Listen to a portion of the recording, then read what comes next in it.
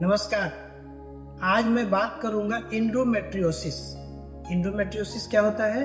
इंडोमेट्रियोसिस होता है कि जो बच्चेदानी का अंतिम वॉल होता है, जहाँ से पीरियड आता है, उसको बोलते हैं इंडोमेट्रियम। ये इंडोमेट्रियम बाहर आ जाता है और बाहर आके छोटा छोटा सिस्ट बना लेता है, तो उसको बोलते हैं इंडोमेट्रियोमा भी बोलते हैं, या कभी कभी चॉकलेट सिस्ट भी बोलते हैं। इससे क्या परेशानी होती है? अगर इंडोमेट्रियोसिस है तो पेशेंट को पीरियड के समय बहुत तेज दर्द होता है, उसको बोलते हैं डिस्मिनोरिया।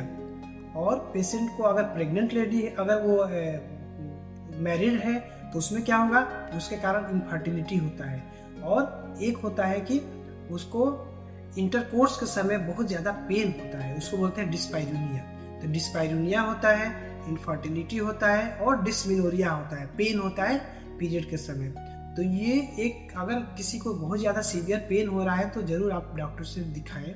और उसके बाद से हम लोग अल्ट्रासाउंड, हालांकि अल्ट्रासाउंड से भी बहुत क्लियर नहीं होता है, तो कभी कभी लेप्रोस्कोपी से क्लियर होता है, लेकिन आपके सिम्टम से और अल्ट्रासाउंड से हम लोग डायग्नोसिस बना लेते हैं। चॉकलेट सिस्ट, अगर सिस्ट दिखता है तो वो आसानी से अल्ट्रासाउंड में भी दिख जाता है। अगर इंडोमेट्रियोसिस है तो शुरू में उसका भी ट्रीटमेंट है, और ट्रीटमेंट देने से काफ़ी हद तक इसे कंट्रोल किया जा सकता है। लेकिन अगर आप शादीशुदा हैं और प्रेगनेंसी रुकने में प्रॉब्लम हो रहा है, तो इसके लिए हम लोग लेप्रोस्कोपी से उसको ठीक करते हैं, और उसके तुरंत बाद प्रेगनेंसी रुकने की संभावना बहुत अच्छी रहती है। तो आपको अगर कभी सीवियर पेन हो रहा है प्रेगनेंसी पीरियड के दौरान, तो आप जरूर से डॉक्टर से मिलें। और अगर ये इंडोमेट्रियोसिस है तो उसका ट्रीटमेंट लेने से आपको इस समस्या से छुटकारा मिल सकता है।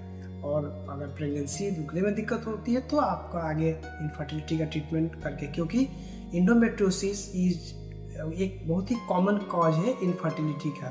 सबसे ज़्यादा कॉमन कॉज है आपका पीसीओएस, और सेकंड में आपका ट्यूब में कोई परेशानी होती है तब, और थर्ड में ये इंडोमेट्रियोसिस एक कॉज है जिससे इनफर्टिलिटी होती है। धन्यवाद।